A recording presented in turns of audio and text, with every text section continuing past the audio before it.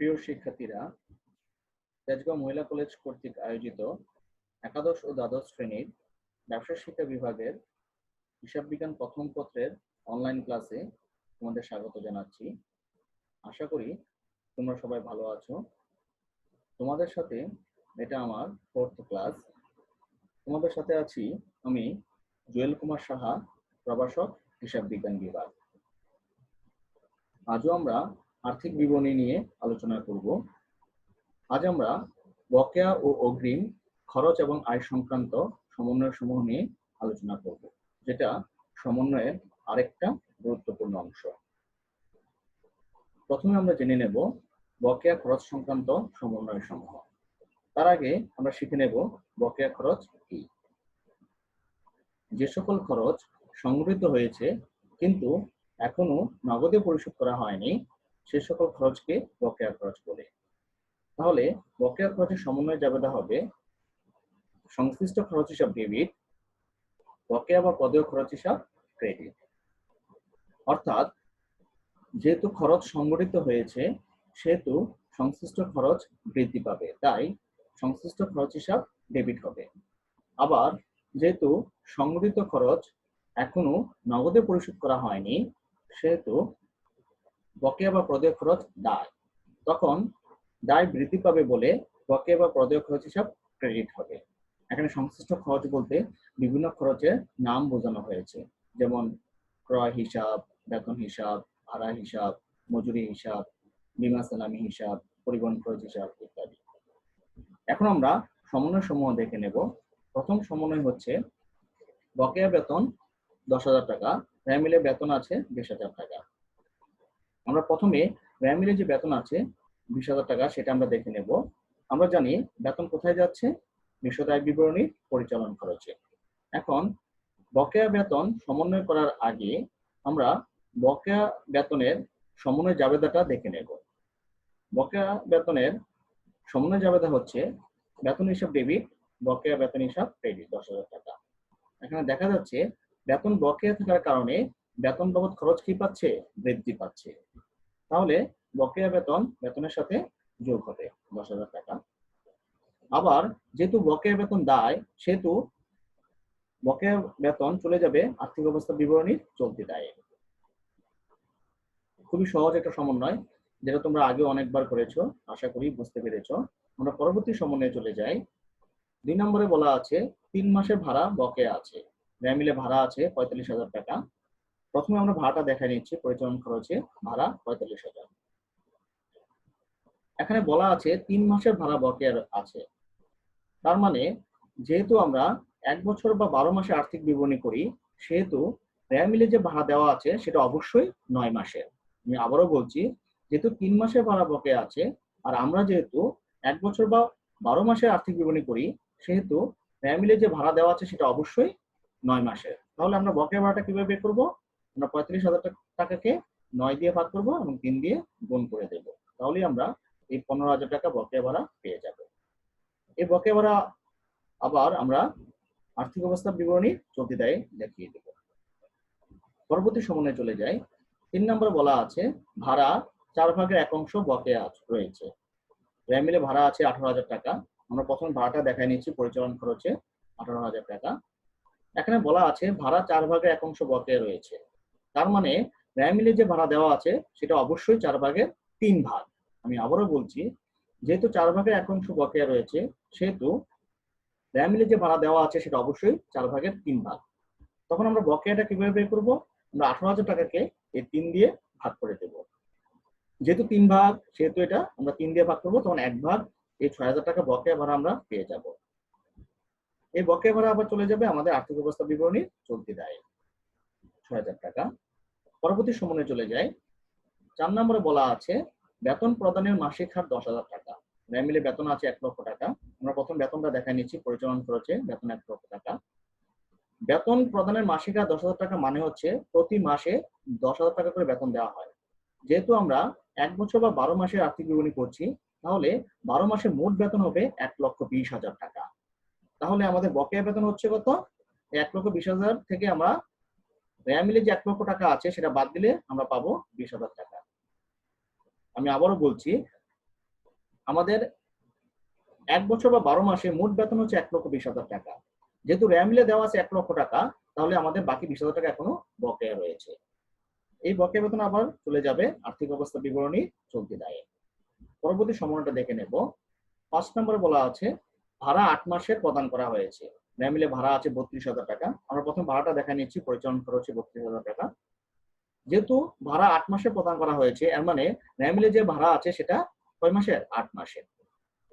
তাহলে আমরা বকেয়াটা কিভাবে বের করব? এই 32,000 টাকাকে 8 দিয়ে ভাগ করব, আর বাকি 4 মাসের যেহেতু বকেয়া 4 দিয়ে গুণ করে দেব। তাহলে এই 16,000 টাকা আমরা এই বকেয়া ভাড়া পেয়ে যাব। এই বকেয়া ভাড়া আবার আমরা চলে যাবে আমাদের আর্থিক অবস্থা বিবরণীর চলতি দায়ে 16,000 টাকা। পরবর্তী সমন্বয়ে চলে যাই। 6 নম্বরে বলা আছে কর্মচারীদের প্রতি মাসের বেতন পরবর্তী মাসের 7 তারিখে প্রদান করা হয়। 31 ডিসেম্বর র্যামিলে বেতন আছে 66,000 টাকা। প্রথম আমরা বেতনটা দেখাই নিচ্ছি। যেহেতু বলা আছে কর্মচারীদের প্রতি মাসের বেতন পরবর্তী মাসের 7 তারিখে প্রদান করা হয়, আর আমরা যেহেতু 31 ডিসেম্বর তারিখে আমরা আর্থিক বিবরণী করছি, সেহেতু ডিসেম্বর মাসের বেতন কিন্তু পরবর্তী বছরের জানুয়ারি মাসে দেওয়া হবে। তাহলে আমাদের এই ডিসেম্বর মাস অর্থাৎ 1 মাসের বেতন কিন্তু বকেয়া আছে। আমি আবারও বলছি, যেহেতু পরবর্তী মাসের 7 তারিখে প্রদান করা হয়, আর আমরা যেহেতু 31 ডিসেম্বর থেকে আর্থিক বিবরণী করছি, তাহলে আমাদের এই ডিসেম্বর মাসের বেতন কিন্তু বকেয়া আছে। তাহলে আমরা বকেয়াটা কিভাবে বের করবো? এই 66,000 টাকাকে আমরা 11 দিয়ে ভাগ করব, কারণ যেহেতু 1 মাসের বেতন বকেয়া আছে, তাহলে এই 66,000 টাকা নিশ্চয়ই 11 মাসের। তাহলে আমরা 11 দিয়ে ভাগ করব, তখনই আমরা 1 মাসের এই 11,000 টাকা বেতন বকেয়া পেয়ে যাব। বকেয়া বেতন আবার চলে যাবে আমাদের আর্থিক অবস্থা বিবরণীর চলতি দায়ে 11,000 টাকা। আশা করি বুঝতে পেরেছো। আমরা পরবর্তী সমন্বয়ে চলে যাই। র্যামিলে আছে বেতন 10 মাস 1 লক্ষ টাকা। তাহলে আমরা বেতনটা আগে দেখিয়ে নিচ্ছি। পরিচালন খরচে বেতন 1 লক্ষ টাকা। যেহেতু বলা আছে বেতন 10 মাস 1 লক্ষ টাকা, এর মানে এই 1 লক্ষ টাকা হচ্ছে 10 মাসের, অর্থাৎ বেতন 10 মাসের প্রদান করা হয়েছে 1 লক্ষ টাকা। তাহলে 2 মাস এখনো বকেয়া আছে। তাহলে বকেয়াটা কিভাবে বের করব? আমরা এই 1 লক্ষ টাকাকে 10 দিয়ে ভাগ করব, আর যেহেতু 2 মাসের এখনো বকেয়া আছে, তাহলে 2 দিয়ে গুণ করে দেব। তখন আমরা এই 20,000 টাকা বকেয়া বেতন পেয়ে যাব। এই বকেয়া বেতন আবার চলে যাবে আর্থিক অবস্থা বিবরণী চলতি দায়ে। আমরা পরবর্তী সমন্বয়ে চলে যাই। র্যামিলে আছে বেতন 80% অর্থাৎ 80% 80,000 টাকা। আমরা প্রথম বেতনটা দেখাই নিচ্ছি। পরিচালন খরচে বেতন 80,000 টাকা। বলা আছে বেতন 80% 80,000 টাকা, এর মানে 80% পরিশোধ করা হয়েছে 80,000 টাকা। তাহলে 20% এখনো বকেয়া আছে। তাহলে আমরা বকেয়া বেতন কিভাবে বের করব? এই 80,000 টাকাকে 80 দিয়ে ভাগ করব এবং 20 দিয়ে গুণ করব। যেহেতু 20% বকেয়া, 20 দিয়ে গুণ করে দেব, তাহলে আমরা এই বকেয়া বেতন 20,000 টাকা পেয়ে যাব। বকেয়া বেতন আবার চলে যাবে আমাদের আর্থিক অবস্থা বিবরণীর চলতি দায়ে 20,000 টাকা।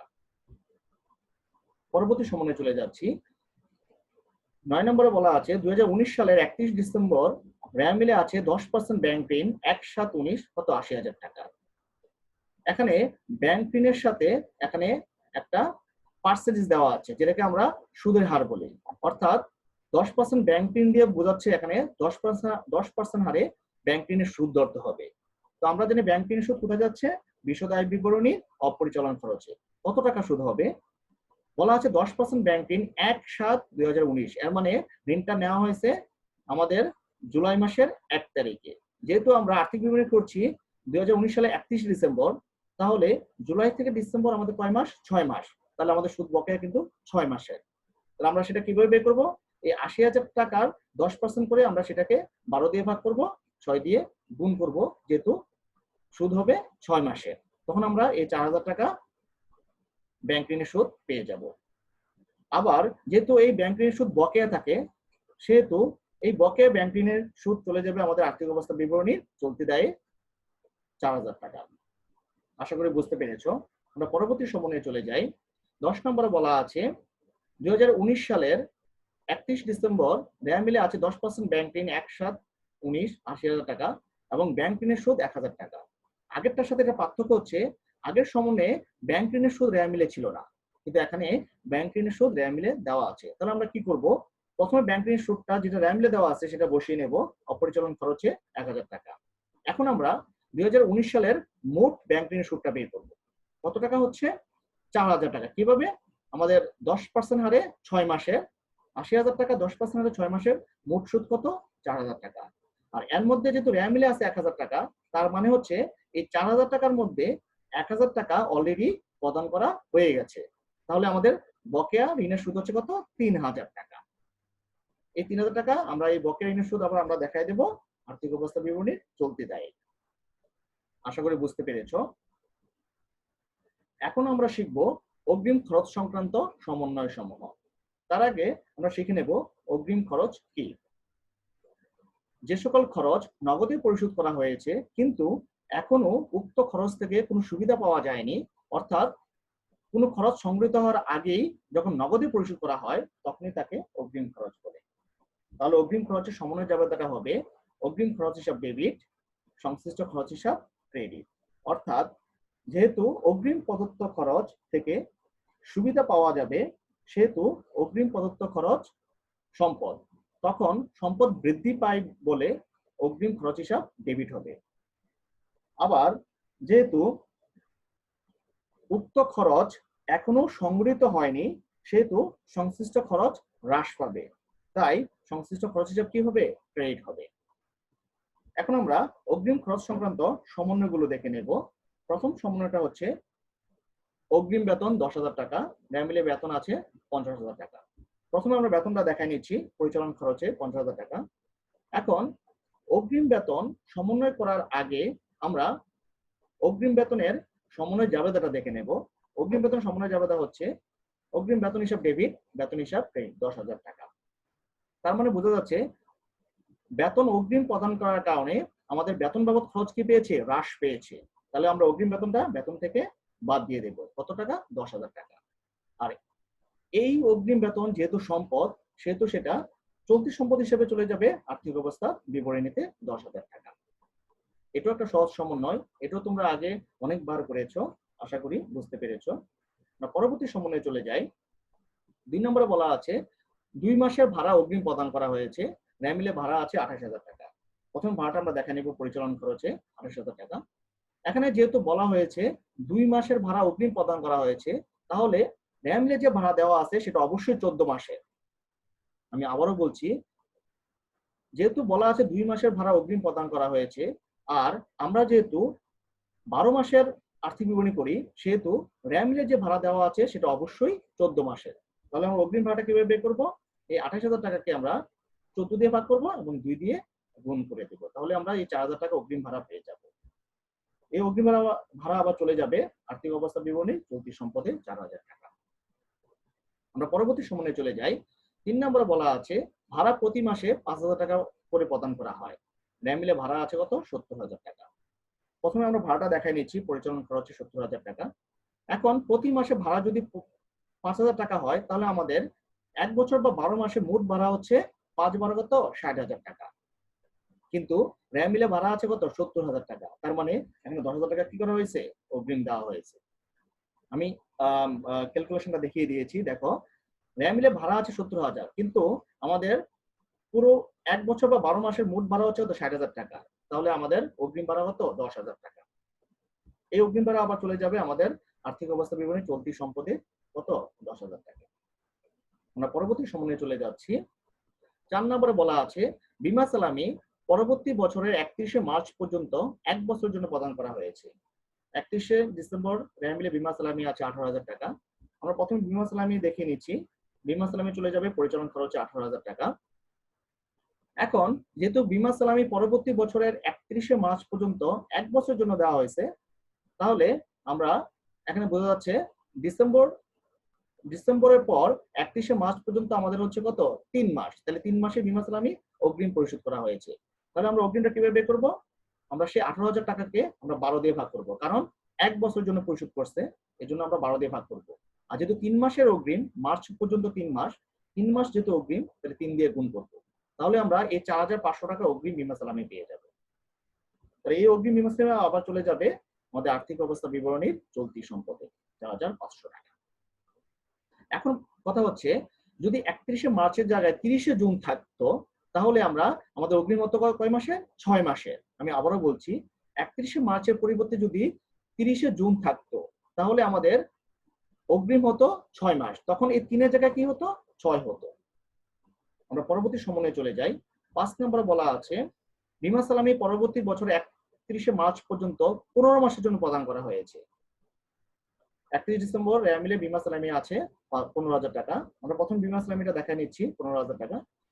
আগেরটার সাথে পার্থক্য হচ্ছে এখানে বলছে 1 বছরের জন্য প্রদান করা হয়েছে, আর এখানে বলেছে 15 মাসের জন্য প্রদান করা হয়েছে। তার মানে আমরা এখন অগ্রিম বের করার সময় ভাগ করব এই 15 দিয়ে। যেহেতু 15 মাসের জন্য প্রদান করছে 15,000 টাকা, তাহলে আমরা 15 দিয়ে ভাগ করব, আর যেহেতু 3 মাসের অগ্রিম, তাহলে 3 দিয়ে গুণ করে দেব। তখন আমরা এই 3,000 টাকা অগ্রিম বিমা সালামি পেয়ে যাব। এই অগ্রিম বিমা সালামি আবার চলে যাবে আমাদের আর্থিক অবস্থা বিবরণী চলতি সম্পদে 3,000 টাকা। আমরা পরবর্তী সময়ে চলে যাই। অনুত্তীর্ণ বিমা সালামি 2,000 টাকা।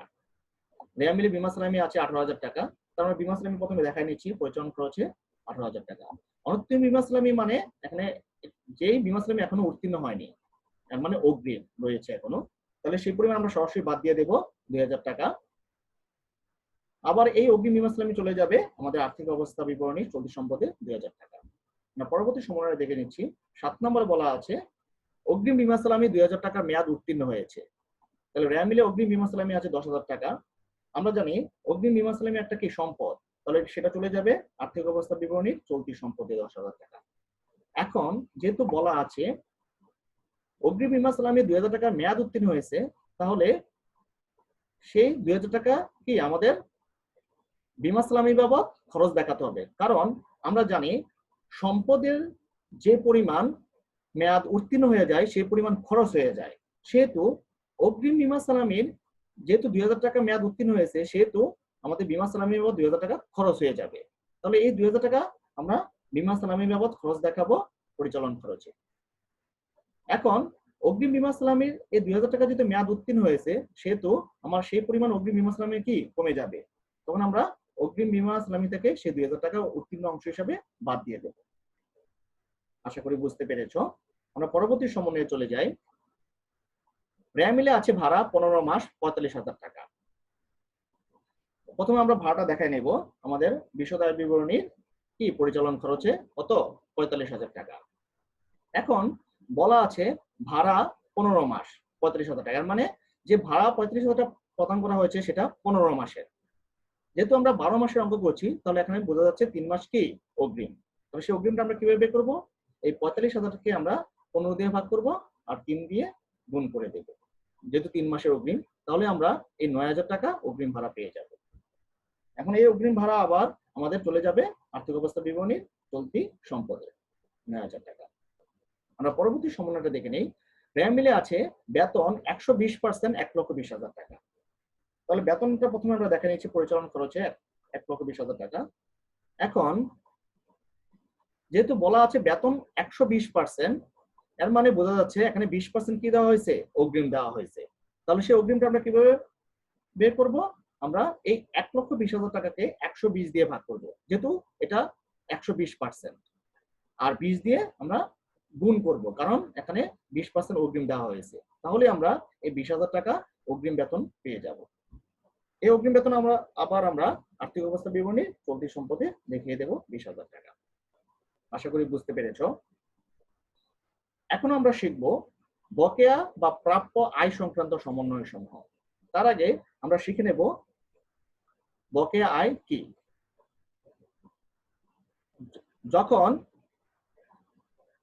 কোনো আয় অর্জিত হয়েছে কিন্তু এখনো নগদে পাওয়া যায়নি, সে সমস্ত আয়কে আমরা বকেয়া আয় বলবো। অর্থাৎ যে সকল আয় অর্জিত হয়েছে কিন্তু এখনো নগদে পাওয়া যায়নি, সে সকল আয়কে বকেয়া আয় বলে।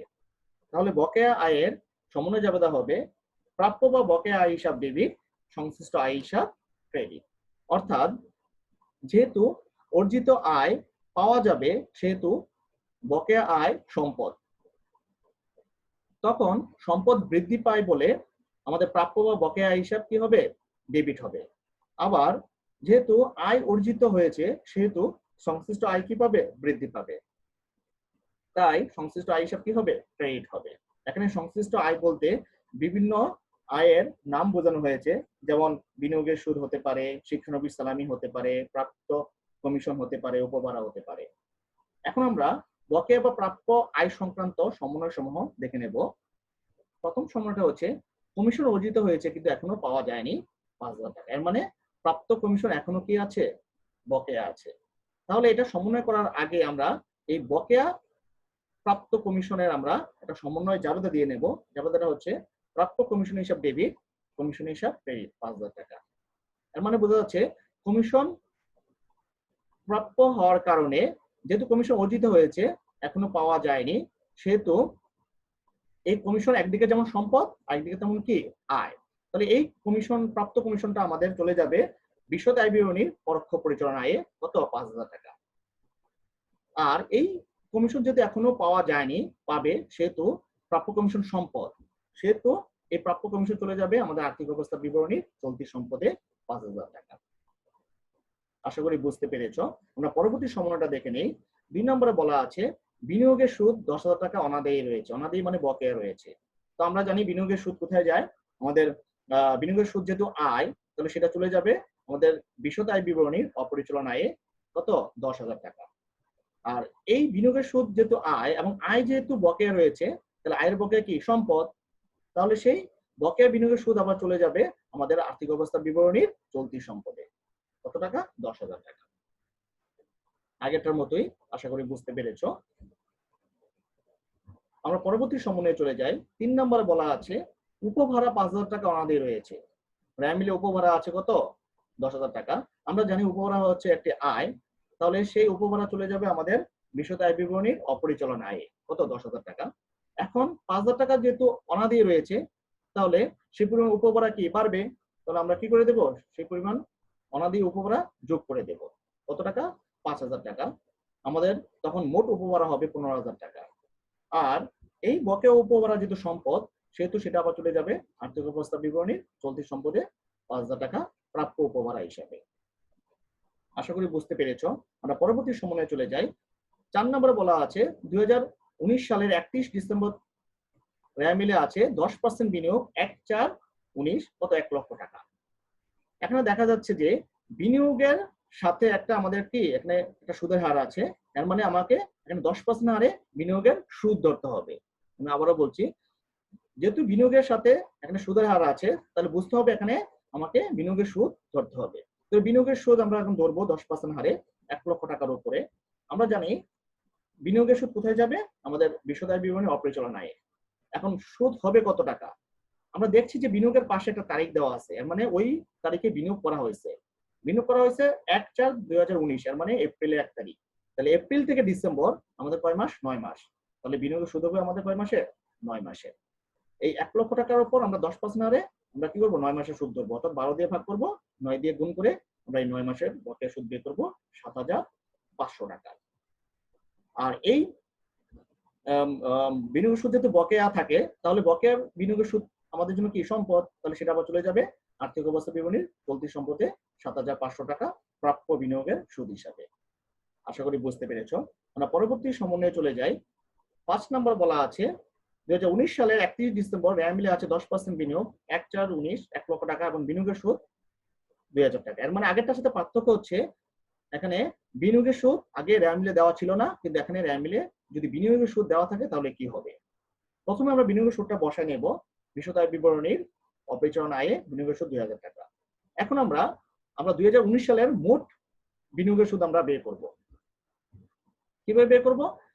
আমাদের এই 1 লক্ষ টাকার উপর আমাদের 10% হারে আমরা 9 মাসের বিনিয়োগের সুদ হবে মোট কত টাকা? 7,500 টাকা।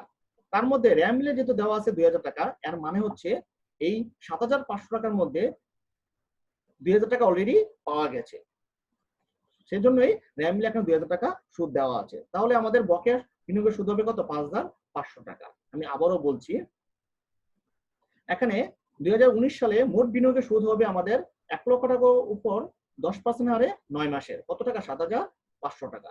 রেয়া মিলে যেহেতু দেওয়া আছে 2,000 টাকা, মানে 2,000 টাকার সুদ অলরেডি পাওয়া গেছে। তাহলে আমাদের বকেয়া বিনিয়োগের সুদ হচ্ছে কত? 5,500 টাকা। আর এই বকেয়া বিনিয়োগের সুদ আবার চলে যাবে আর্থিক অবস্থা বিবরণীর চলতি সম্পদে কত টাকা? 5,500 টাকা। আশা করি বুঝতে পেরেছ। এখন আমরা জানবো অগ্রিম আয় সংক্রান্ত সমন্বয় সমূহ। তার আগে আমরা শিখে নেব অগ্রিম আয় কি।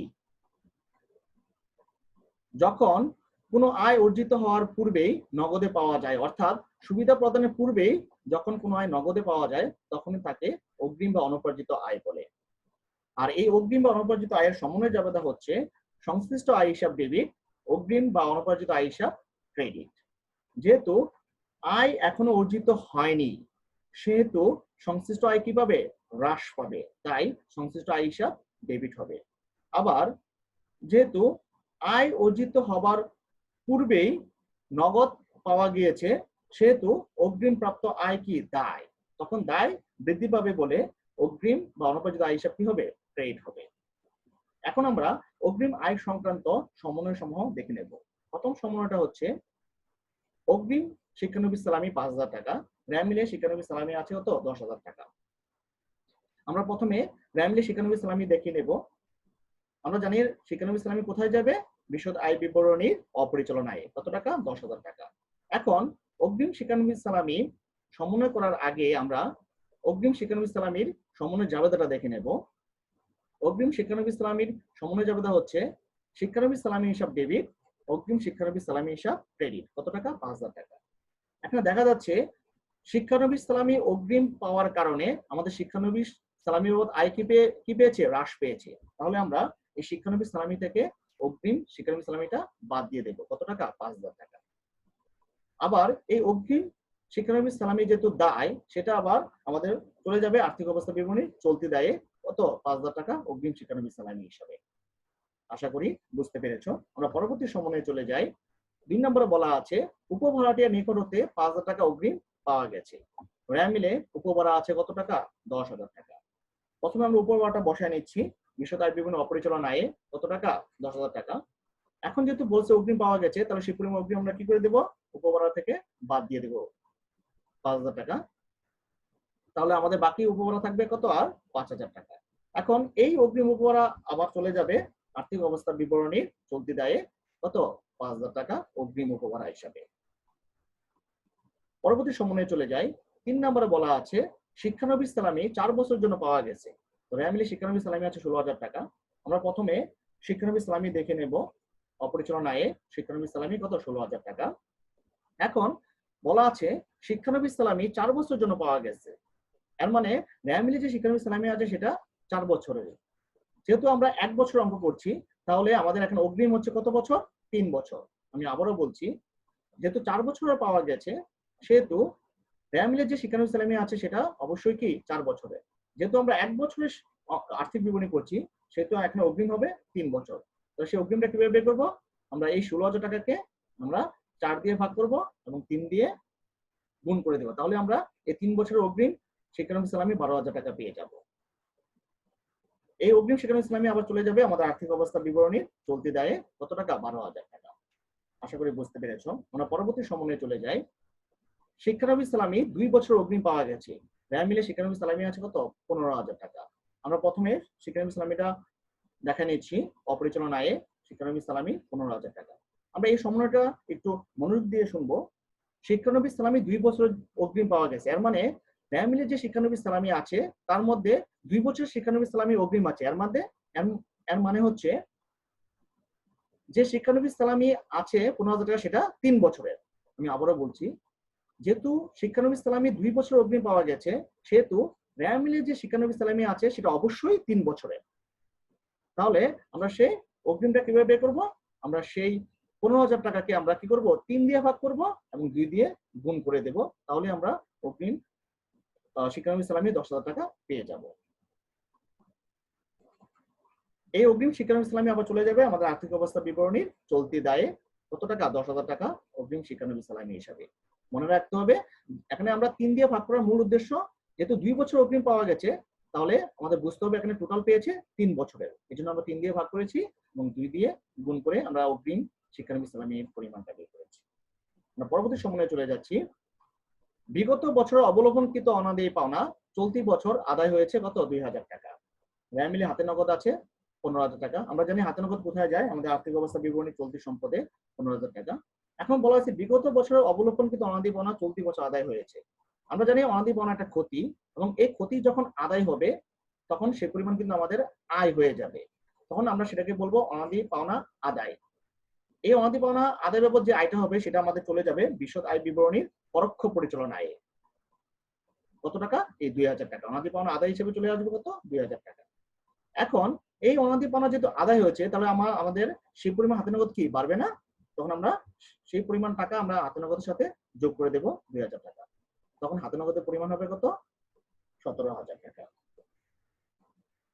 আশা করি তোমরা সবাই বুঝতে পেরেছো। আমরা আগামী ক্লাসে আরো নতুন একটা সমন্বয় নিয়ে হাজির হব। সেই পর্যন্ত তোমরা ভালো থাকো, সুস্থ থাকো। ধন্যবাদ সবাইকে।